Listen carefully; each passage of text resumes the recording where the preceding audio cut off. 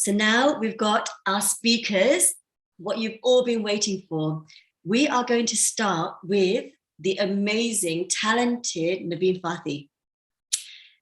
Nevine Fathy is from Brighton in the UK. She will be talking about the inner game of art, which is also the inner game of life. She shares how we can connect with our innate creativity. The title of her topic is The Right Way is the Easy Way. Nevine, tell us more. Hi, Avnie. Thank you very much. Hello, everyone. And thank you for joining. Thank you for the opportunity to talk to all these wonderful people and hopefully shine a little bit more light on the barriers that we face in art. So I'm going to start straight away. I will share my screen because I tend to ramble on sometimes, and I'm going to try not to do that. Here we go. Yeah, can you see it? So I'm Nevine. I am an artist. I'm an oil painter. I'm also an art teacher. And this morning I'm claiming that the right way is the easy way. What do we think about that? Huh? It's such a bold claim, I think. So I'm gonna see if I can convince you of that in the next half hour. So we're gonna start with the breaking barriers in art. And I think that's a wonderful topic. When Avnie approached me about that, I thought, yeah, there's so many barriers. And immediately my brain, see, before I became an artist, I used to be an engineer in construction. And so my brain immediately thought of a wall, big wall. What do we do? How do we break this big barrier? And so the engineer and the teacher in me decided to start by really looking into those barriers, turning them into little bite-sized chunks, and see how we can deal with them, how we can best approach them. In order to break something, we need to know what it's made of. So there are two types of barriers. There are the external barriers, which is everything outside of yourself. So like from the things that people talked about, I don't have time, I don't have space, I can't make a mess, I have kids, I have a job, what do I do? And there are the internal barriers, which are the self-limiting beliefs that we've talked about. I'm not good enough, I can't make enough money, all of these things that we tell ourselves. And it's wonderful that Avnie mentioned affirmations, and affirmations are wonderful, but I mean, personally, it doesn't work for me very much. I find that they can be helpful, but they're not strong enough to move a limiting belief, because belief is such a hard, heavy thing that we carry. Like try to talk to anyone about religion and you'll see how heavy the beliefs can be. So beliefs are heavy things and they're not that easy to move. So we really need to break them down and understand them so that it changes from the inside out. So obviously some of those self-limiting beliefs are, we are our own worst critics, and we tend to really judge ourselves very, very harshly. And those self-limiting beliefs, because they're inside of us, sometimes we mistake them for facts, and we think it's truth. We don't understand that it's just another barrier that we need to get through, and we carry them within us. So if we don't, if things change and the self-limiting belief is still inside, then it's going to go with us wherever we go. So I would like you that those of you who wrote down what kind of barriers they're dealing with, just note next to it, is it an internal or an external barrier? As you saw, so I'm going to go through the artistic creative journey. And it's going to be slightly different from everyone. This is kind of how I went through it, but I think a lot of us can find themselves along that diagram on the creative journey. So I find that we start off as hobbyists. We find something fun that we do, that we enjoy. And there's no agenda. We're playing. It's a hobby. Hobbies, we all have hobbies. And then we find that, okay, we're getting quite good at this. Let's learn a little bit better. So we become a student. And in whichever way we want to be a student, you can have a degree, you could have a short course, a long course, you could self-teach yourself, buy a book, or look on, even for free on YouTube, you'll find hundreds of tutorials. And when you feel that confident enough that you finished your learning stage, you become an emerging artist. where you start to do that commercially, try to make some money out of that hobby that you started. And then hopefully there come a time where you move on to become a professional artist, where you feel a bit more solid. You're not tentative. This is kind of where you dedicate most of your life energy into that. And then there's another little step that you can go back to becoming. It's in the same spot that the hobby is, but at that point you're a successful artist. And I'll tell you why I put them in the same spot, because I find that a successful artist kind of operates from the same place as a hobbyist. Back to no agenda, free, easy. Here's the easy way that I keep talking about. So I'm going to stop at each of those stations, and we're going to look at the specific barriers at each station and how we can work around them. I don't want to tell you like vague things. It's all in your mind, and just no, I'm going to go through every practical, physical barrier that we encounter on our journey. So first stop is the hobbyist. And the hobbyist is such a wonderful place to be, because the hobbyist is really just doing it for fun. The hobbyist is somebody who probably lives in the left side of the brain for most of the time. And we've talked about the right and the left side, but this diagram, I find that it really explains it very well. So the hobbyist is someone who lives most of their life in the left side of the brain, where it's controlled. They probably have a job where they require precision and facts. And it can be quite stressful. So I get a lot of my students who come, they have jobs, they come to me in the evening class. And at the end of the class, they tell me, oh, I had such a stressful day today. But now after I can't even remember what I was stressed about. Why is that? Because that creative activity that they do helps them shift. They find a different place within themselves to be, which is that place, the right side of the brain. You know, when I say the right way, it's a double use of the word, because if you want to be creative, you need to be in that right side of the brain. That's where creativity is. That's where freedom, and that's where we become almost like children, and we appreciate colors and music and abstraction. So that's what the hobbyists found out. They found an activity that when they go to, their entire state of being shifts, because they shift into a different state of being. And from that place, it's almost like a meditation. Your brain vibrations change, your entire body changes physiologically, not just psychologically. So that's the right side of the brain. So that's what the hobbyist found. When I was a hobbyist, I used to meet up with a group of older people who retirees and do life drawing. And they were a serious hobbyist. The hobbyist is not something to look down on, because the hobbyist, I've met some very serious hobby who make fabulous pieces of art, but they make it from that place. There's no agenda. They're doing it for fun, for themselves, because they enjoy being in that place. So the barriers in the hobbyist station are very, very minimal. You know, you just need the time and place. If you tell me you don't have time and place, then maybe you don't want to do it. You know, like some of my students, they pay for the course and I never see them. They don't show up. So if you're not going to show up, then, you know, that's a barrier that you put yourself. The internal barriers as well are very low at this point, because you're doing it for fun. You don't really care. You don't really, you know, if you do a bad drawing or a bad painting, you throw it away, so what? You know, it's nothing to lose. You only start meeting barriers when you start thinking about taking it to the next step. Can I do it? Am I good enough? And some of us might choose, no, actually, like one of the questions, the comments that you left is enjoying painting versus making it a profession. Of course, by all means, if you enjoy it and you find the space to go into that place and enjoy all the benefits of creativity, but you don't want to worry about the commercial aspect of it, then by all means, stay there. And when I talk about art and creativity, it's not just painting. Not everyone paints, but people can make jewelry, some people sew, some people take photographs, even with their phone. Now it's become so easy to do any creative activity. So we have made that jump and we decided, okay, I'm not so scared. I'm going to try. I'm going to become a student.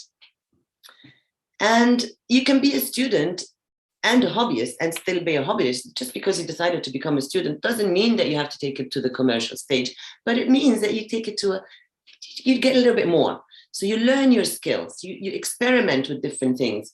Again, it's low agenda. There is a little bit of an agenda because you want to make good work. So it's a little bit challenging, but it's exciting. You know, you've got nothing to. So look at all these lovely paintings on the screen right now. None of them are mine. These are all my students' work.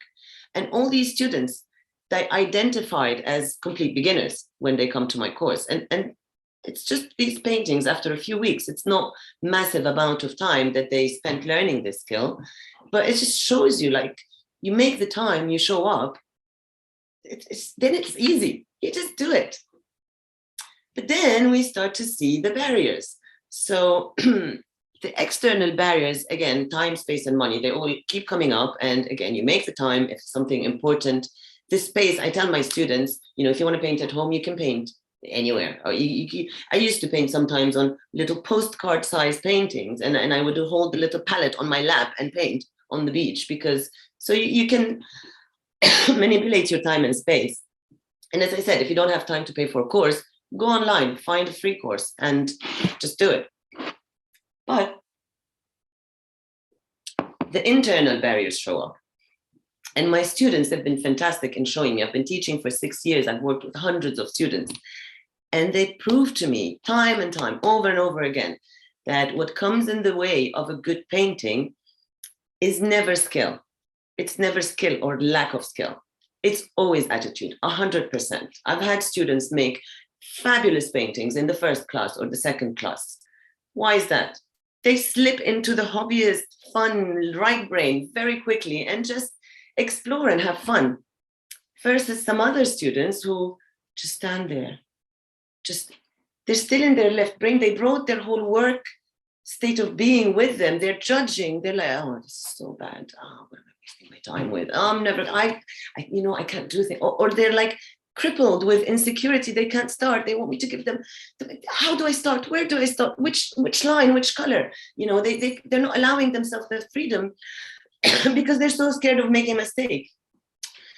So I find myself, and this is all belonging to the left brain, and that's why when they're in that mode, they cannot paint. And I find myself spending maybe a quarter of the time teaching people skills and giving them techniques, and the rest of the time almost doing a psychological nudging, you know, just inviting them to move from that left way of thinking into the right way of thinking. So it starts to become easy. And I can tell so much about the person's personality by the way they approach learning about art, because it's just a challenge like anything. So I would ask somebody, like, if I find them very, very scared, do you do a job that requires so much precision? And they're like, yeah, I'm an accountant, or I work in a bank and I can't make mistakes. And I'm like, well, you know, here you're allowed to make mistakes. You know, it doesn't matter. It's just a piece of paper. If you make a mistake, we'll chuck it in the bin and we won't tell anyone. And just it's just a little permission to switch into a different way of thinking. And it's different from every one of us, obviously. And art gives you a safe environment to discover your own limitations. And when you overcome them in the studio environment, sometimes it helps you remember when you're facing the similar challenge in life, and you remember, you know what, I can really maybe approach it differently. And when you get close enough to the barrier, so often it disappears. We discover that actually it's not really there. It's just something I made up. So now that we have finished the student stage, we become an emerging artist. And again, it's a choice. You can decide to take your art into the commercial world, or you can say, you know what, I'm going to hang on to my day job for now. I'm going to make art, and I will try maybe to get a little bit of exposure, maybe share it more on my social media, maybe exhibit in a local cafe or something, you know, just start getting your exposure. So as an emerging artist, you want exposure and you want to get public feedback, because when you're a student, all your friends and family think you're fabulous, you're fantastic, you're the best thing ever. My mom thinks I'm her favorite artist in the world, but obviously it's wonderful. But you know, the moment of truth is really when you're standing in the gallery and you overhear two people talking about your work, not knowing that you're the artist. That's really when you understand what impact is your art having on the world. And that can give you really a boost of confidence and encouragement, because the way people will react to your art, the way people will perceive it, is completely different than how you see your art, because you've been staring at that art for hours and hours and hours. You almost stop seeing it for what it is. But when somebody looks at it with fresh eyes, then the impact is completely new. So that's something to notice. And that could really help dissolve the inner barriers of insecurity and self-doubt, and comparison to others. So this is the time for professional development. There is a lot of work involved. You just say yes to everything. At that time, when I identified as an emerging artist, I would just say yes to anything that people asked me to do. Teaching jobs, commissions, anything. You just do whatever you can and open every door, see where the opportunity comes. The barriers start to become a little bit more significant in this stage, because there's a power shift. So you're almost giving power to outside of yourself, because you want people to like your art. You want galleries to show it. You want people to appreciate it. So you're almost a little bit needy for approval at that stage. And again, I mean, hopefully by this time you have learned not to take this self-doubt too seriously. And also there is the money issue becomes a problem, because as an emerging artist, you're not going to make a lot of money. Let's face that. And if you fall into that self-limiting belief that I got to make money now and survive from my art, and then it doesn't work, that becomes an internal barrier that you put for yourself, because, maybe you can't. And you need to find creative ways to make money. Maybe keep a day job, maybe do some teaching on the side, maybe, you find ways. Each one of us has their own life, but a hungry artist cannot make good art. This myth of the starving artist is not true. Feed yourself first. Make sure that you're not homeless. Make sure that you have food on your table before you make that jump into the art world and leave everything behind. As lovely and romantic as it sounds, I cannot, in good faith, suggest that to anyone. So look into your finances, manage your internal disappointments and insecurities. If somebody doesn't take your art, it's not because you're not good. And you need to find your niche. There will be people who like your art. There will be people who don't.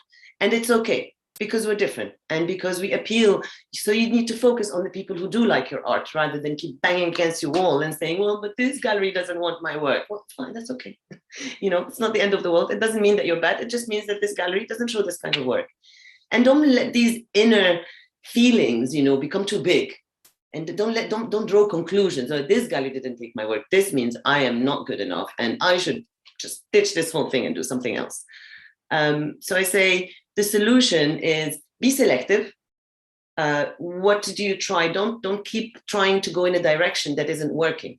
There will always be a path that is easy and where the energy flows, go there. And there might be other paths that is difficult and it's not working and you're not getting anywhere. Just leave it. You don't need to stay there. So be selective, do what works, do not keep trying to do what hasn't worked, and feel the fear and do it anyway. We all fear the fear. And usually anything that's worth doing is a little bit scary. So we got to do it. So I was in that stage of the emerging artist, trying different things, applying to open calls, having an exhibition here and there. It was good. It gave me exposure and experience, but I felt that I was putting too much effort and not getting enough in return. And I was a bit unsure. I knew I needed to find a creative way to build my own practice and do my own work, but I wasn't sure what it was until I hit the biggest barrier of all. And it's the barrier that seemed to come up around us. And we all suddenly found ourselves in this COVID nightmare where the entire world seemed to go to sleep. It seemed to stop. It's a big barrier that there's absolutely if the gallery is shut down, there's nothing I can do about it. So, there's some limitations that we got to accept and just work within them. That it doesn't help I was upset about it and complained, but still eventually, okay, this is what it is. What can I do? So a lot of the time, those barriers, what we think are barriers, turn out to be opportunities. So the COVID barrier ended up an opportunity, a huge opportunity for me, because what I did at that time is I said, okay, there's no galleries. I'm not going to try to sell I'm going to stop selling my work or even bothering to show it. I'm just going to go into my studio and paint whatever I like. I don't need anyone's approval. I'm not trying to impress a gallery. I'm not trying to do anything. I'm just going to paint whatever I like. What do I like? what do I want to paint? I didn't know. I suddenly realized I'm not clear on that. I didn't know. So, okay, pick up my phone, start rummaging through my photos, just trying to look for inspiration. And I come across the last trip I was at, where we were still normal and we were still dancing and singing and hugging each other and hanging out with our friends before we became isolated. And I found a smile coming onto my face. And I realized, I'm going to paint something from that trip. I want to paint things that make me happy. The whole world is making me miserable. The news is depressing. I am going to create something that makes me happy. And maybe when somebody else sees it, it makes them happy as well. And it reminds them of our humanity, because it seemed that we were forgetting what it meant to be alive. We forgot. We thought that life became staying at home and washing our hands 100 times a day. And we reduced our existence to so small. So I wanted to remind people that we can still have fun. We can still, and obviously, like I come from another country and my family is another country, and it took an emotional toll. So we were all in an emotional toll, and immersing myself in art this is how I discovered that art is actually therapy. So this is when I discovered the healing power of art. And what happened is, when I let go of that need to get somebody else's approval, and I started approaching my painting, again, back to the hobbyist, the fun stage of a hobbyist that is just making it for fun, my paintings changed. The way I painted, changed. I never painted like that before. My paintings never did that before. And suddenly my paintings look as if they're moving, as if they're trying to come out of the frame, as if this one here is the one behind me, as if, it's almost as if you can hear them. As you can hear the music, as if you feel that moment. And I was so excited and I was so happy. And it took me hours, and it basically all that year of lockdown, instead of staying home feeling depressed and missing my family and my friends, I was at the studio and I was completely lost in this magical world where experiences come alive, where I'm almost making magic there. And it was so healing for me, because I didn't need to stop to think about COVID anymore. And I felt wonderful. And I did a whole series of these paintings. They really took my whole COVID year away from me, which was wonderful. And as well, I discovered creative freedom. So again, when you let go, so this was a hidden barrier I didn't even realize I had. I didn't realize that I was painting to appeal to authorities. So the picture, the before picture, so there are two. I chose these two paintings because I feel like they're a very good representation of what creative freedom looks like. So the before painting I did, it's the same model. It's my friend Monica. She's wonderful. And so the before picture was in the studio. I set her up, very rigid, next to the window with the perfect lighting. I chose the costume. I chose the pose. It's like still and rigid. It's a good painting, but then look at the one on the after. It's the same model, same girl, but we were out and about having fun, and I was just taking pictures of her while she was practicing her fans performance. She was completely immersed. She was happy. I was happy. We were completely lost in another world. We weren't thinking about lighting or anything. We were just having fun. And look at that artwork that came out of that moment. So this is how the barriers, when I talk about hidden invisible barriers, that we don't know that we have them. But the beauty of those inner barriers is that you can drop them in a second, because it's a thought. It's not a physical thing. And thoughts change in a minute, in a second even, when you just have a different thought. So I discovered my creative freedom and I broke some hidden barriers. And I thought, dare I consider myself a professional artist now? Have I made that switch? And I thought, yes, I found the language. I'm painting in a way that I don't know anyone else who paints the way I paint. So I found my language. I can work on my own terms now. I ditched the whole gallery thing, and I found that I can do an open house event where people come to my house. I found that people who want to buy my work are usually people who know me personally. They're interested in me, they're interested in my journey, and they'd like to have one of them.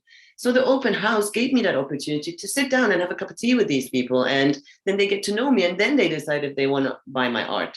And it's been wonderful. And I gave myself the creative freedom to do whatever I like. Wonderful, fantastic. Barriers, no external barriers. My studio's right here, sorted. Where's the internal barriers? There still are a few internal barriers at every stage. So I still needed to find an inspiration. What happened is I went into the studio, tried to paint another one of those masterpieces that used to take me a month to paint. It wasn't happening. I find myself dragging myself to the studio. I paint a little bit and then it's not really happening. And that's where I found another barrier that I didn't know, because I thought I had that limiting belief that serious professional artists have a style and they stick to that style and they keep on doing that same thing over and over again, and they keep getting better and bigger, and that's how people know them. But that probably might be true for some artists, maybe most artists, but it wasn't true for me. I had to find what's true for me. And I had to follow that creative flow. I cannot make myself paint a certain way. I have to do what's authentic. And because otherwise I don't make nice art. So when I don't know what to paint, I always fall back into my hobbyist stage, because I love the hobbyist stage. It's the right brain activity, meditative state. Let's go back. What did I do when I was a hobbyist? I did life drawing. Let's dig out my old life drawings. One time I had some friends over. We did life drawing session at home, just informal. And then I remembered I loved the immediacy and the speed and the quickness of the charcoal.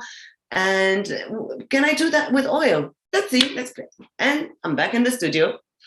I'm back with my oils. I'm being playful. I'm making this mess. And suddenly I'm making a whole other kind of paintings that are just as fun. They're just as playful. But instead of spending a month nitpicking on every corner, I do it in an hour, in 2 hours. And it's so much fun. I'm back into that excited stage. And I found myself into the studio every single day. I had difficulty dragging myself out of the studio. I was having so much fun. And I felt like a hobbyist. I wasn't making paintings with any intention or agenda. I didn't know if they're going to sell. I didn't know if they're going to be good or not. I was just making them because I was enjoying it so much. And it just became a practice, like a meditation, you know, like if you do a regular meditation practice and you can't stop it. And when you stop it, it feels weird. And so I discovered that painting without agenda, without being attached to the outcome. And, you know, if it's not good, so what? I think again, like a hobbyist, I'll make another one tomorrow. I can chuck this in the bin and make a new one tomorrow. That's all right. So you become less precious about what you're doing, become less attached, and you're following your flow more easily. And the subject matter kept coming. So I started off just drawing anything that falls in front of my eyes, old pictures. And then my friends started sending me their pictures. And then and then my paintings started having more meaning again, because I'm painting someone I love, someone I know personally, someone who's spectacular, who's doing amazing creative things. So I started painting, making art and about creativity and about that moment of immersion into your bliss, into that right brain, following the right way in the right brain, and finding that blissful moment where time stands still. Time doesn't exist in that moment. So suddenly I ended up with a huge collection because I'm painting every day, and I started managing my time and my space as well, because you're an artist, you end up with tons of paintings. Where are you going to put them?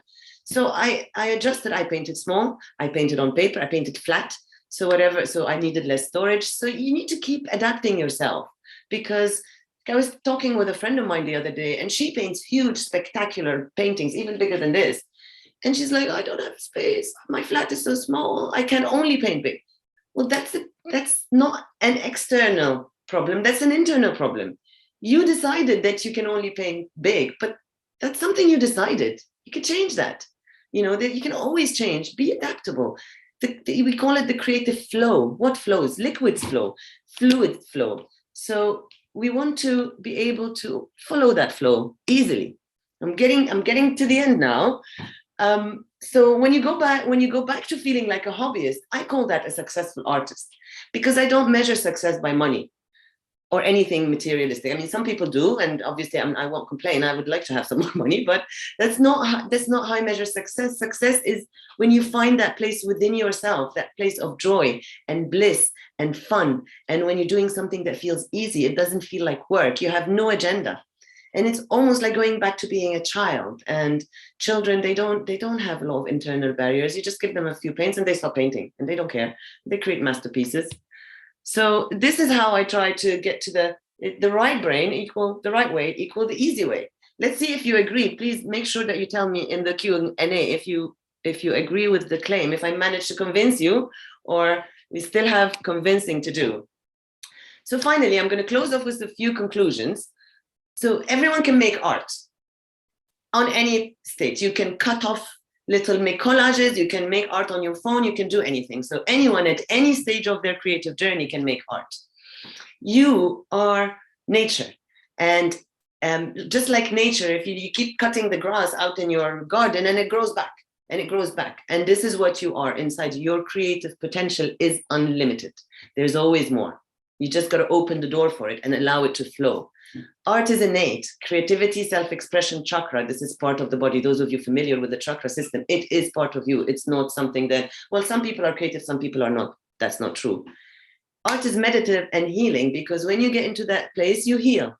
And over time, you transform. Barriers are only course corrections. Most of them end up being just a little obstacle that we can walk around, or an illusion that we can just dissolve and let go of. Find the path of least resistance. Just do it. Thank you very much. Thank you for listening. I hope I didn't go over time too much. Please leave a comment below. If you have any question, comment, something you'd like to ask, something you disagree with. And if you think that you can benefit from a mentoring session with me, I'm offering 2 or 3 30-minute one-to-one sessions. But I'm going to select people. Just leave a comment. Let me know what you've heard that made you think that you can benefit from a mentoring session with me. And I will pick 2 or 3 winners, depending on the comments I see, and I will contact you directly afterwards. Thank you. I don't know how to exit this. Okay, I think that's fine. There we go. Okay. Wow, that was phenomenal. The energy, Nevine, your energy is contagious, and you cannot but get us excited to really just grab a paintbrush and start some painting now. That's what I do with my students. And I would love to be one of your students. So please, your generous offer to for the free consultation. So if anybody, even now, get some things in the chat right now. Navine's going to pick a few out of few people's names out of your comments, and that consultation, Nevine, I can see the difference you're making amongst all your students. And what was lovely was, as you were just taking us through your journey, we could see the transition in your art, how it used to be and how it is now, and how it's evolved over time. That was phenomenal. And I love the 2 that you showed of, I think it was your friend Monica. Yes. You know, the one on the left and the one on the right, which was full of energy, full of self-expression, and so alive, almost like popping out of the canvas. Love your work. And I miss the open house, but I'm definitely going to be there at the next one. Next time. It's going to be twice a year. Absolutely. Oh, definitely next one. I will be there for sure. So if anybody's in Brighton for the next open house, we will. Or you can always come by appointment. Just pop me an email if you're in Brighton and you want to come and have a look at my art. You're welcome to do so. If you want to work with me as an artist, if you're a student and you'd like some help at any stage, I'm happy to help you in whichever way you can. Amazing. Thank you very much, Nevine. And the chat has been going crazy. I couldn't see any of it. I'm going to look at it all now. Okay.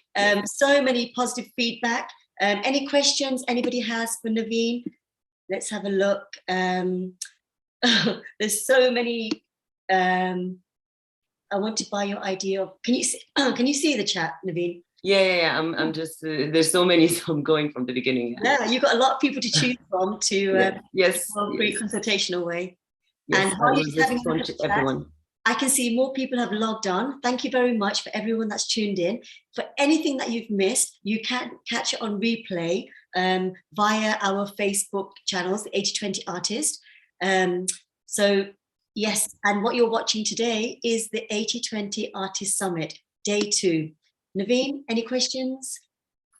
No, I couldn't see any questions, but I will be looking. If I've missed anything, I will maybe respond in the chat box. Yeah. So Nevine, how do you find time for all your creativity? Like, there's so much you want to do and are doing. So I'll tell you, when I was a student, my kid was a toddler, and my art school was in London while I lived in Devon. So I had to commute for 3.5 hours to go attend art school and come back. You know what happened? So I saw that as a limitation. I would like feel sad. Oh, I don't have enough time to spend on my work. I can't be as good as my colleagues. But you know what happened? I started becoming very fast. so what I ended up doing is becoming a very fast painter. And I don't faff. I don't mess about. I just sit in front of the canvas and start painting. And it actually turned out to be a very good thing, because now I'm so prolific. And that's what I teach my students, because my classes are 90 minutes. So they don't have time to sit and faff and look and judge. No. Just grab a brush and get on with it. Yeah. And it's a very useful thing to do. Absolutely. So this is, again, time. Turn your barrier into an opportunity. There's always a way. There's always a way.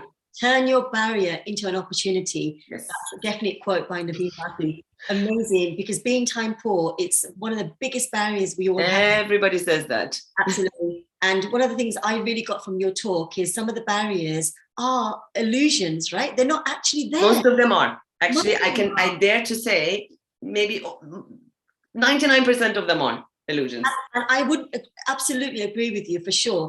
And it's just the stories that we've built in our heads, that it's just maybe a thought that we planted and turned into huge monsters and huge walls that are growing every single day and stop us from taking action. So it's really just knocking them down. Think the opposite. And like Nevine said, just get close enough to see them for what they are. Yes, absolutely. And for all of you who have mentioned today that you don't have time,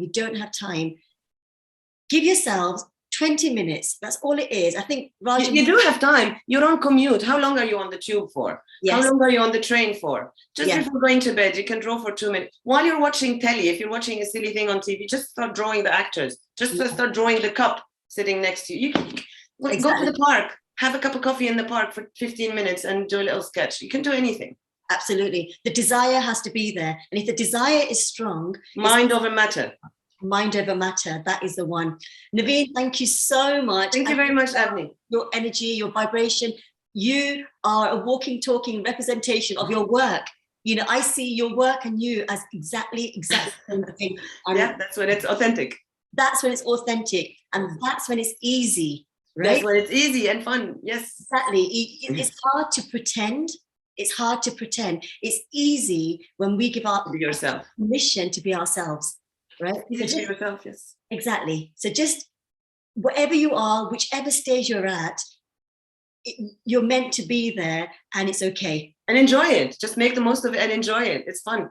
Art is meant to be fun. Love it. Art is fun. Thank you, Nevine. Thank you, Avnie. Thank you very much.